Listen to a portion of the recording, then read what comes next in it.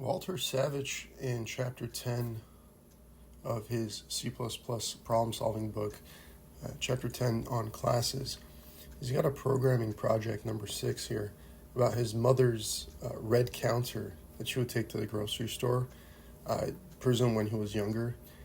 So this is a 4-digit display counter, and it reads from 0 all the way up to 9999, which presumably stands for $99.99. So definitely must have been quite a while ago, like he says.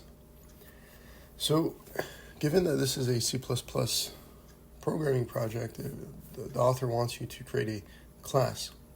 And I thought, just as an exercise, what would this look like if I attempted this in C, right, with just structures and functions and no classes, no class functionality, at least built into C. So this is what I was able to come up with. Now, regarding the setup here, here's the plan. I've got a project called mcounter that's written in C, and I've broken it into two modules, mcounter library and a moo counter library. Moo being something like mom's object-oriented counter.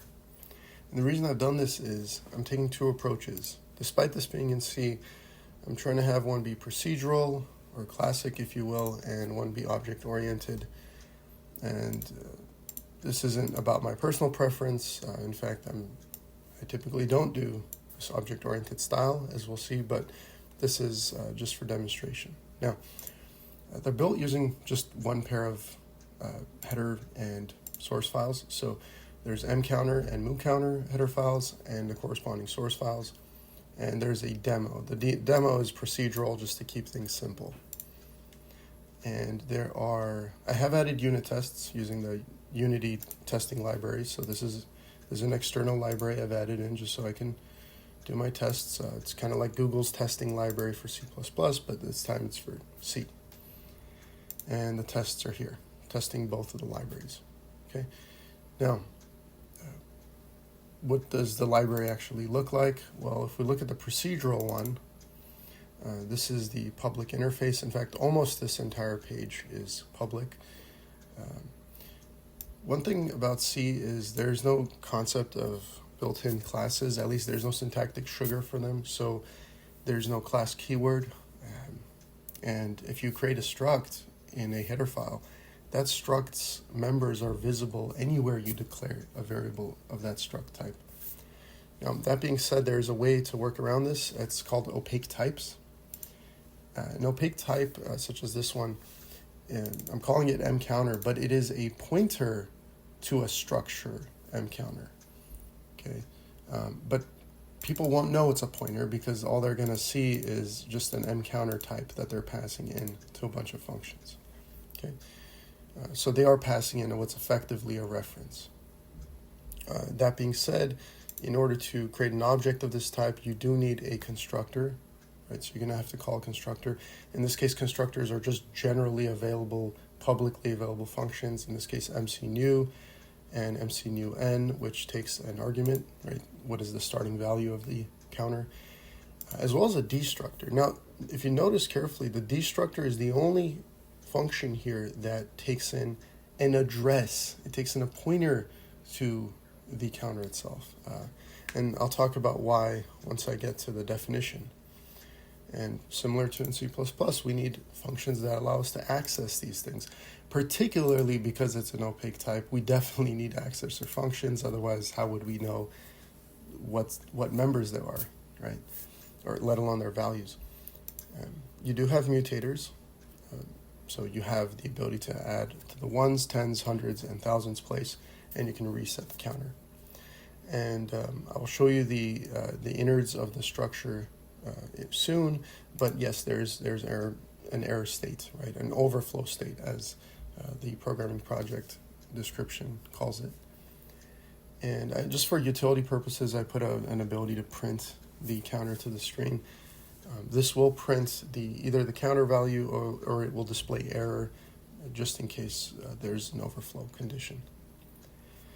And to make private functions in C that are not visible to the client of this header file, we're going to have to refer to these as static. And so the static keyword here makes these functions scoped to this file, right? They're scoped to this translation unit, as it's known. The add function is just a general wrapper that is called whenever you call any of these individual add functions, and the error just checks if there's an error condition on the current counter. Now, the reason all of these functions are prefixed, the names of these functions, I've prefixed them with MC underscore, is specifically because there's no concept of namespaces. Not only is this are we lacking classes, but we also don't have namespaces. So if I create a function called add1, and for some reason in a different include file that I'm bringing in multiple include files into a demo or an application, if the same function name exists from different locations, there's going to be a clash. There's going to be a naming clash, and it just won't compile. It'll refuse to compile. So there's no overloading. There's no function overloading like that. And so to get around this, typically if you make a module, you'll prefix the module's functions with names like this, right? MC underscore. All right. So what does the corresponding source file look like? Well, let's take a look. So let's put them side by side.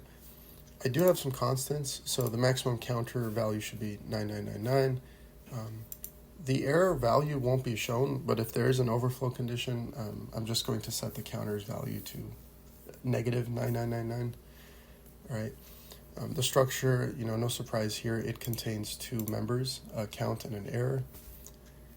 And I'm having the constructor that's default call the one with an argument with just the argument 0. And so the one that takes an argument, it's going to call the malloc function, right? It's going to dynamically allocate memory. It's going to request memory from the operating system. And this is essentially what we're doing with the new keyword in C++, except we don't have the new keyword in C.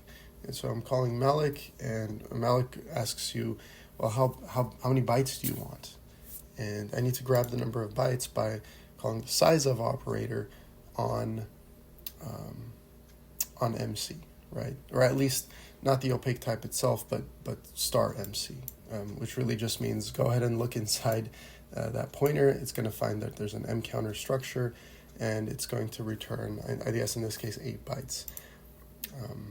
For anyone who's curious, the reason I guess it's 8 bytes is for alignment purposes. So if this integer is 4 bytes and this boolean is 1 byte, well, it's going to round up from 5 to 8 because it wants to align at powers of 2, right? Or multiples of 4 in this case.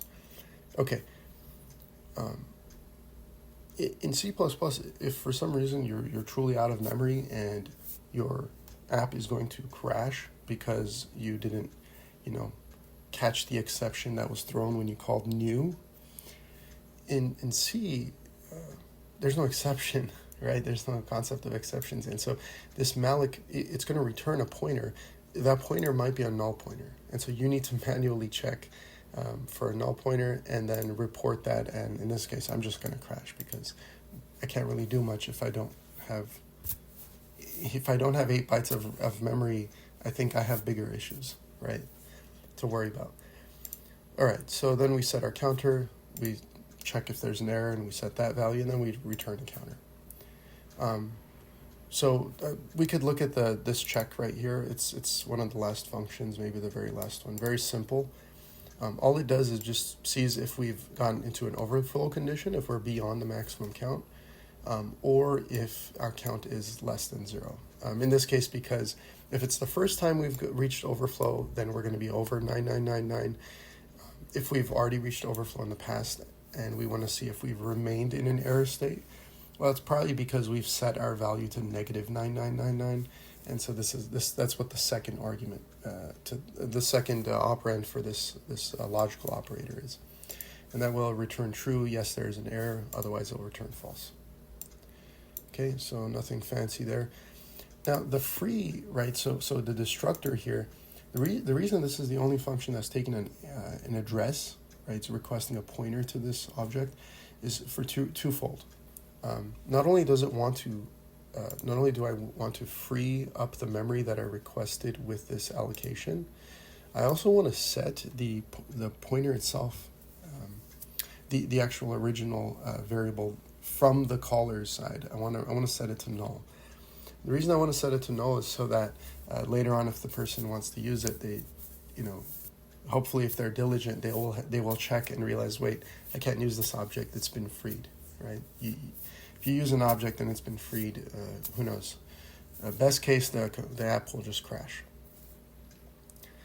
One unfortunate thing about C is if you're doing things like this, you need to be really careful. So for example, here, not only do I need to make sure that I wasn't passed the null pointer, but I also need to make sure that this thing hasn't been freed before, like the actual object that I'm referring to. So I dereference it. Because double freeing or using after a free, both of those are bad situations. Okay? All right. The accessors are just as you would imagine them to be, very simple. The adders, thankfully, just call the add function, the private one.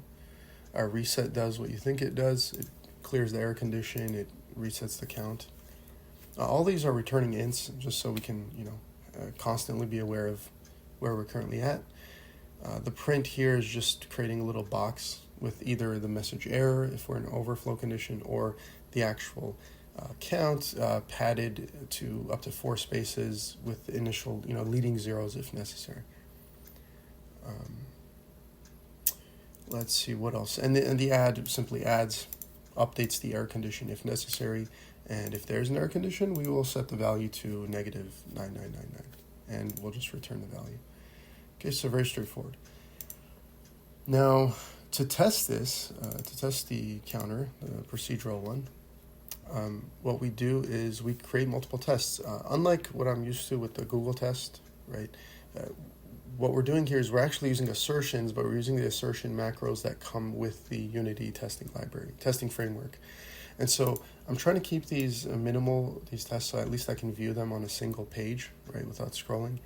And then I just run each of those tests. So they're not returning a true or false. They will, however, get caught if any of these assertions fail.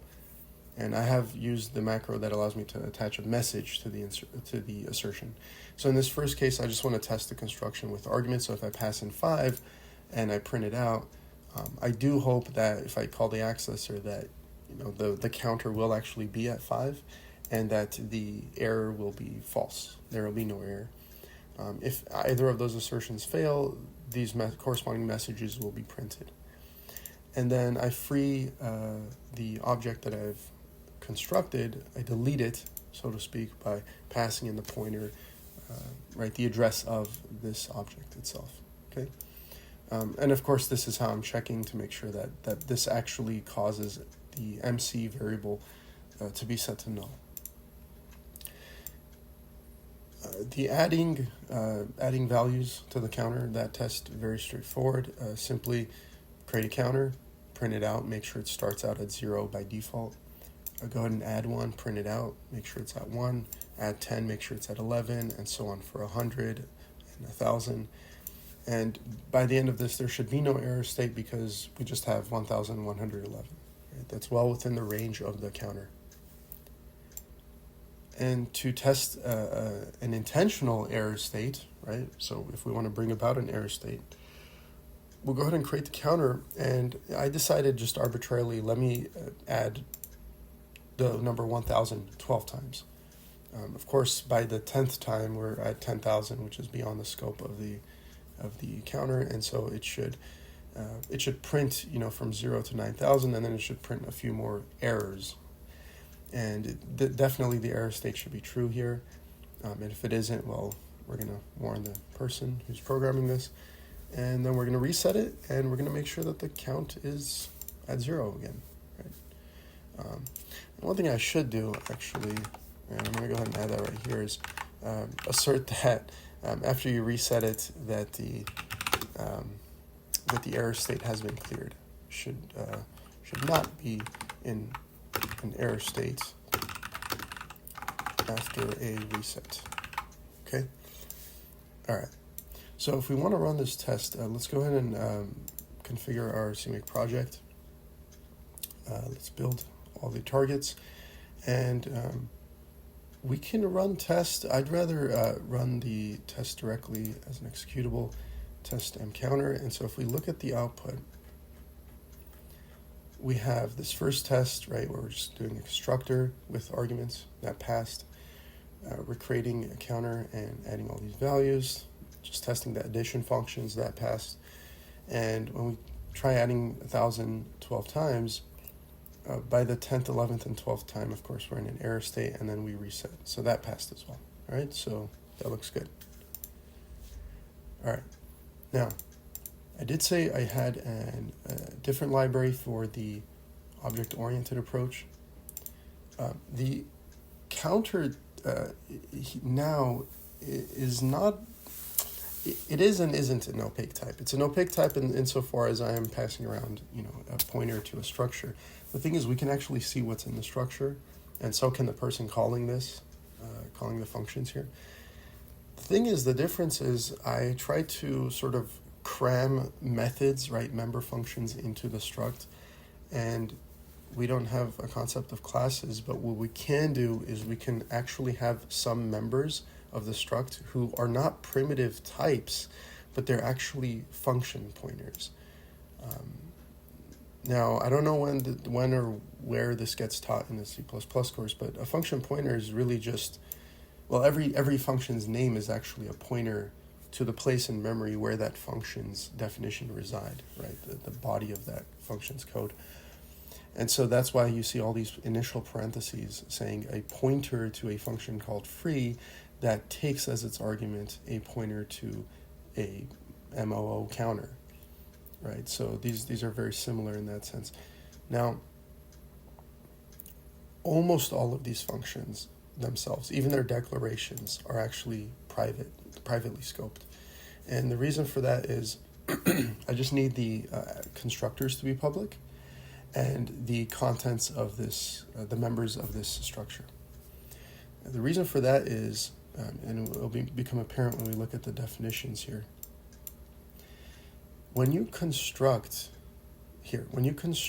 a object-oriented counter, one thing that C++ does for you that you have to sort of, you have to hold the hand of the C compiler right, when you're working in C, is that these functions are not going to bind themselves. You have to tell the C compiler, hey, when somebody when they dynamically allocate an object-oriented counter, I want you to take these members, and I want you to associate them, right, bind them to these functions. And notice, I'm not calling the function. There's no parentheses here. I'm just saying these are the function names, and I want you to set these members equal to these function names. Because again, the function name is a pointer to where that function resides in memory. And then, same as before, I'll go ahead and define what all those functions do. There's nothing fancy here. It almost looks identical. One of the things that is different is I've put an underscore in front of these member variables, simply because the person who's programming, right, the person who's using this library, when they create an MOO counter, they will see what these members are. And so I don't want them to use those, but I have no way of making those private. They're going to have to have the discipline to use these accessors and mutators instead. Okay, and let's take a look at how that's done. And so again, most of this is the same. Yeah, there's almost nothing really different in this code.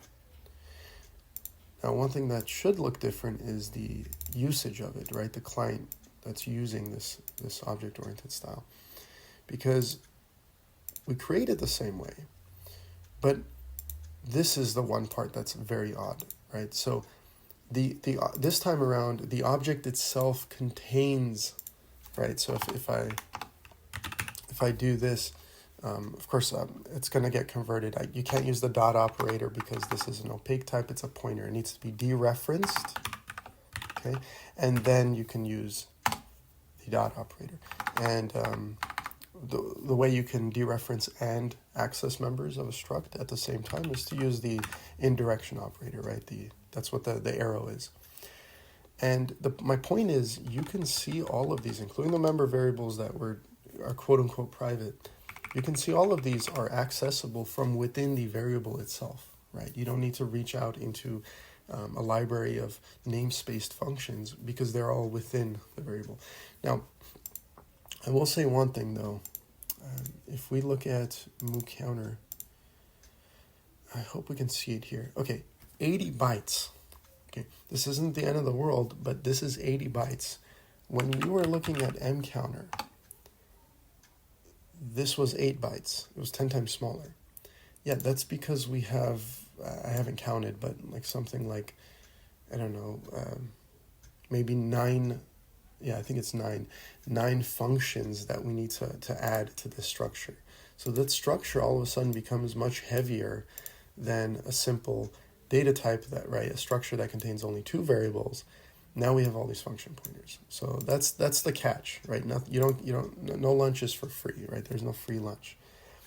But in any case, you grab the variable, you access one of its member functions, and you got to pass something in. And at the very least, you have to pass itself, right? You have to pass the object itself into it. So that does look a little awkward to my eye, and I don't personally prefer to program that way. But I've just wanted to demonstrate that this is possible, albeit it's not as ergonomic, right, as what C++ offers. Otherwise, save for that weird syntax, you can even free through a member function, but save for that syntactic difference, more or less, this is all the same, right? The usage is the same. Yeah. I think I will go ahead and just during this video, I'm going to go ahead and add that one clear that I was doing right here. So I added this, that after the reset, I wanted to make sure the error was cleared. So over here, instead of calling MC error, I would do MC.error like that. So if I test this out, test the mooCounter. All right, this works fine with the argument. Just adding numbers is fine. Going over 9,999 is fine. Resetting is fine, right? That's all good. And to show the usage, the demo, that as I said, the demo is procedural, just out of personal preference. I've got a prompt, right? Same as the, quite similar to what the author is suggesting here in the programming project. So A, S, D, F to add the counter buttons, and R to reset and X to exit. And of course, having a case for any invalid choices. You just create your counter using the constructor. You can print it out using the helper function, and you can use your add functions as usual. So just to demonstrate this, if we launch the demo, right, we can try A, we could try a capital A, it should be fine, a couple of S's, maybe some D, and then F. If I try a letter like P, which is irrelevant, I'll say that, it's an invalid choice. R should reset. If I intentionally try to bring about an error state, you'll see that here. At that point, nothing else will work until I reset, right? And then I can exit. So there you go. That's how you do this project in C. And for better or worse, that's how you can sort of quote unquote emulate object-oriented, right, member functions encapsulated in a structure if you wish. Again, if you had asked me, I would say, no, that's fine. You don't need to do that. Just make a simple structure, be it opaque or not, and make functions that operate on that structure, right? Yeah, that's all.